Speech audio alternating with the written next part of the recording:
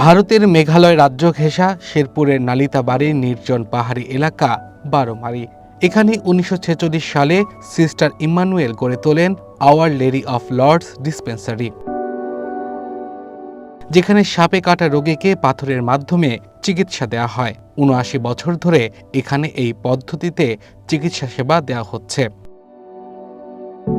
সাপের ছোবলে আক্রান্ত রোগীর ক্ষতস্থানে কালো রঙের একটি পাথর রেখে দেওয়া হয়। এরপর যতক্ষণ শরীরে বিষ থাকবে পাথরটি ততক্ষণ চুম্বকের মতো আটকে থাকে। বিষ শুষে নেওয়ার পর ক্ষতস্থান থেকে পড়ে যায় পাথরটি, এতে সুস্থ হয়ে ওঠে রোগী। এমন বিশ্বাসে চলছে চিকিৎসা। এলাকাবাসীর কেউ কেউ বলছেন এটি অলৌকিক। আমার বাড়ির আশেপাশে জঙ্গল, সেখানে হঠাৎ করে কি যেন একটা পায়ে একটা খোঁচা মারার মতো একটা অনুভব করলাম। বাড়ির ভিতরে যখন আসলাম তখন হঠাৎ করে দেখি যে আমার চোখ অন্ধকার হয়ে আসছে, মাথা ঘুরতেছে এবং আমার হাত পা আস্তে আস্তে মানে একটু কি যেন একটা টান দিতেছে আর কি। তখন আমি আমার স্ত্রীকে বললাম। আমার স্ত্রী তখন হঠাৎ করে একটা রশি জোগাড় করে আমাকে আমার হাঁটুর উপরে 2টা বান দিছে এবং এই ক্লিনিকে নিয়ে আইসা তখন ওনারা এটাকে সামান্য একটু পায়ে একটু খেতে হঠাৎ করে পাথরটারা লাগিয়ে দিল এবং সেই পাথর লাগানোর প্রায় 1 ঘন্টা পরে আবার বানটা খুলে দিল।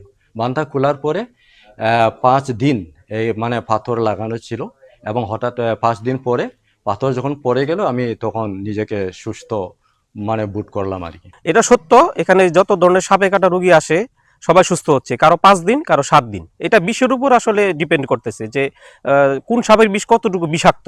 যদি অতিরিক্ত মাত্রায় বিষাক্ত সাপ হয়ে থাকে তাহলে সেই ক্ষেত্রে 7 দিন সময় লাগে। আর নর্মাল যে সাপগুলো থাকে তারা তো বলতে পারে না এসে যে কি সাপে আসলে আক্রান্ত করছে তাদেরকে, সেই ক্ষেত্রে 2 দিনের মধ্যে তারা সুস্থ হয়ে যাচ্ছে। ডিসপেন্সারির দায়িত্বরতদের দাবি, এ পদ্ধতিতে কোনো রোগীর মৃত্যু হয়নি, বরং শত শত রোগী সুস্থ হয়েছেন। আগে বিনামূল্যে এই সেবা দিলেও এখন প্রতিটা রোগীকে গুনতে হয় ১৫০০ থেকে ২০০০ টাকা। সাপে কাটা রুগী আসে তখন আমরা পাথর বসাই, একটু কেটে রক্ত বের করে তারপর ওটার মধ্যে বসাই দিই, তখন চুম্বকের মধ্যে বসে যায়।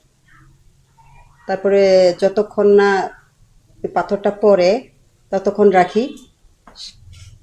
কেউ কেউ 5 দিন, 2 দিন বা 7 দিন থাকে।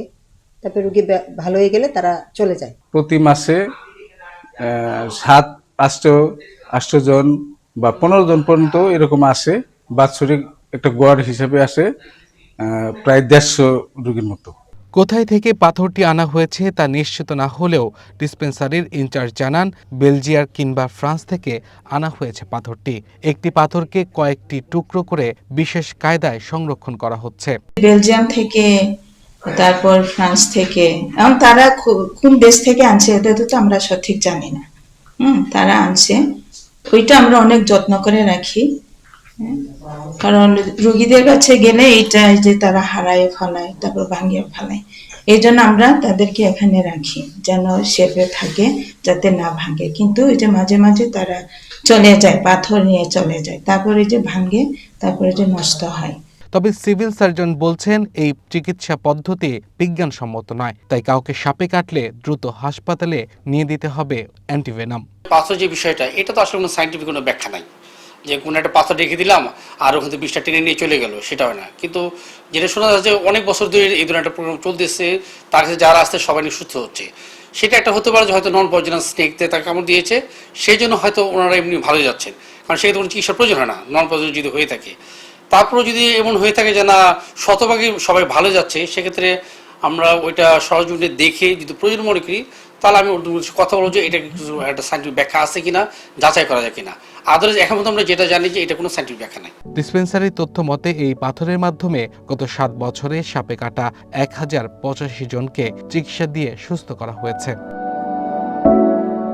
Abdul Al Mamun, one national desk.